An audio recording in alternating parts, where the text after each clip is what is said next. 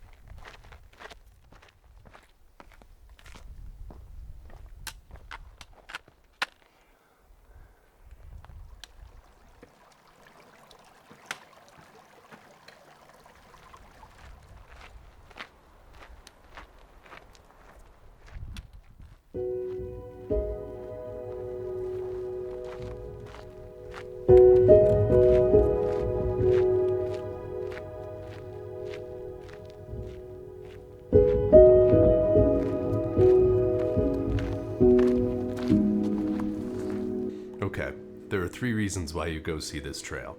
The first is that it's one part of an amazing trio of areas that are only 3 hours apart from each other. The Grand Tetons, and this is a shot from an upcoming video I'm doing, Yellowstone, and the Wind River Range are all just 3 hours away from each other. To have all those distinct areas that close is rare and will pretty much make a trip you'll remember forever. The second reason why you do this is that you don't need a permit to do this trip. And anybody that's tried to do any kind of backcountry anything in the United States or Canada or really a lot of places has had a lot of trouble getting permits to do good trips. All you have to do is walk up to the permit box and fill out a trip plan. The next reason why you do this trip is that it's really just a moderate fitness kind of trail.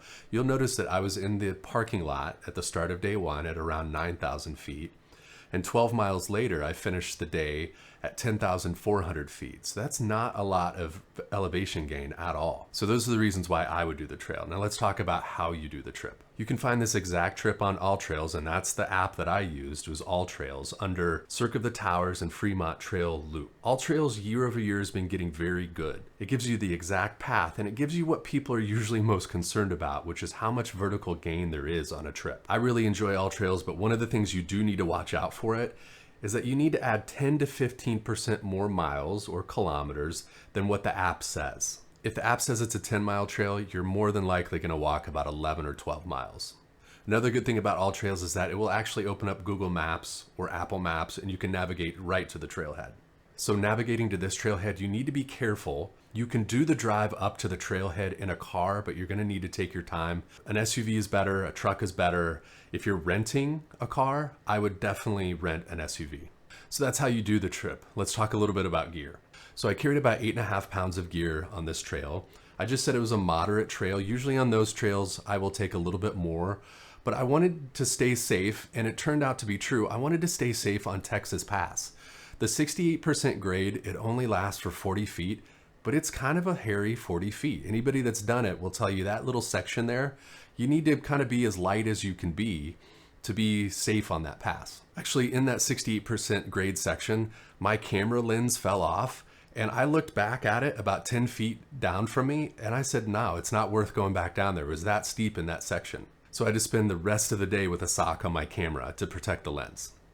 This trip that you see was actually done in 2022, and new to me at the time was the Cataback Palisade quilt. Remember, quilts have an open back to it because when you lay on insulation, it provides no warmth. So quilt makers just get rid of the back and let the sleeping pad do all your backside warming. The Palisade did really well for me in the 50 degree to 30 degree segment. Its pad attachment system really is the best there is, with very few drafts occurring unless I was really moving a lot in the night. However, this summer I was traveling in colder areas, and I find for me that when it gets below 35 degrees, I really want something like the Feathered Friends Tanager or the Nunatak Sastrugi. So these two bags are just like quilts, but they have no open back to them. But the great thing about these bags is that you still get the weight savings compared to a traditional hooded and zippered sleeping bag. No draft tube that has to be behind that zipper so you stay warm, and overall they make way more sense when the temperatures really dip. To me, when quilts became really popular back in the 2010s, there was this struggle, a real struggle to get below 10 pounds in base weight. But in 2023, I don't think we have those problems anymore. So I think the decisions that were made back then to get as low as possible, we can actually revisit those and actually maybe go up in weight because we save weight in so many other things. Backpacks are lighter, bear cans are lighter, filters are lighter, everything is lighter. So these decisions that were made when quilts were first thought of don't really apply right now. In 2023, it's really easy to get below 10 pounds of base weight. So I think we have to look at gear and ask ourselves, is it really worth the 1 to 2 ounces of weight savings when we've made it up in other areas? So while quilts remove that back insulation, they also do things like add straps and clips, which add weight back into the equation. So you're not really saving that much weight versus the Tanager or the Sastrugi. I think with Tanager and Sastrugi, you're also gaining two things. You're gaining simplicity. If these things are annoying to you, you'll lose them with the Tanager and Sastrugi, and that's clips. You don't have to deal with those with the Tanager or Sastrugi. And straps. You no longer have to put straps onto a mattress. So yeah, it just cuts out those steps. Sometimes if there's a lot of clips, that could be upwards of 8 steps, and straps are 2 steps for a total of 10 steps. Ultralight hikers, and I think hikers at the end of the day are in general pretty lazy, and they would like to skip some of those. The next thing that the Tanager and Sastrugi have going for them is that, and you may not be aware, but all bag makers, all sleeping bag makers put a little bit less insulation on the bottom side. They may not say it, they may not advertise it, but most do. And with the Tanager and Sastrugi, you can have the top side, which is the warm side, do most of your warming. But if it's a warm night and you don't need that much insulation, all you have to do is flip the bag over, and now you have a cooler sleeping bag. So why aren't we using this design more? Okay, so if you've made it this far, you're in the deep end with me. I want to introduce myself a little bit. I'm Matt. I'm a physical therapist. I became a physical therapist in 2021. I pretty much love ultralight gear, but I don't love stupid ultralight gear. So I have a channel here kind of dedicated to being an ultralight gear channel because I love it. But one thing I also love is freedom. So after I graduated, I've kind of been concentrating on becoming a good physical therapist. And in the last 2 years, I've kind of become an okay physical therapist. I will practice it as much as I can. I don't think I'll ever say I'm a great physical therapist because it's a practice and you have to get good at it. But in the back of my mind, in the back of a lot of your heads have been, is Matt going to come back and do ultralight gear videos? And I don't think I'm going to, for 2 reasons. You know, I've been talking to some of the bigger names in the gear world and other YouTubers, and I've been pondering this entire time about what I want to do. And this race, this video gear kind of thing, it limits your freedom. Yes, it scales. Yes, it's cool to be a YouTuber. But right now, as a traveling physical therapist, I can take 3 months off. And if you reach out to any kind of big time anything YouTuber, they don't have that kind of flexibility. So it occurs to me, why would I do that? But I do have some other things that I'm thinking about. And one you just saw. So if I go do a long hike, I can do a slow video, calm video about it. And then I can talk about how to do it and why you should do it. And I could talk about the gear. So in this kind of like hybrid video, I'm going to see if it kind of hits. I'm going to see if this is a good idea. But in the end, I want to keep that freedom. It's why I quit my previous job. I was a manager for FedEx for years. I like that job. FedEx is a good company. I'm working for some health systems as a traveling physical therapy, and it really shows me what a pretty well-run company FedEx was. But still, I only had 4 weeks of vacation, and I love my family, but they always took 2 weeks of it. And I just sat back and I said, can I do and see all the things that I wanted to do with 2 weeks of vacation every year and a handful of weekends? And the answer was no. So I'm still trying to figure out what the YouTube thing is. I'm still trying to figure out life. I think everybody is, but I think I have a pretty good life right now. Lots of freedom in the California mountains. We're about to take a month off to go home to see family. And then next summer, I'll have 2 months off again.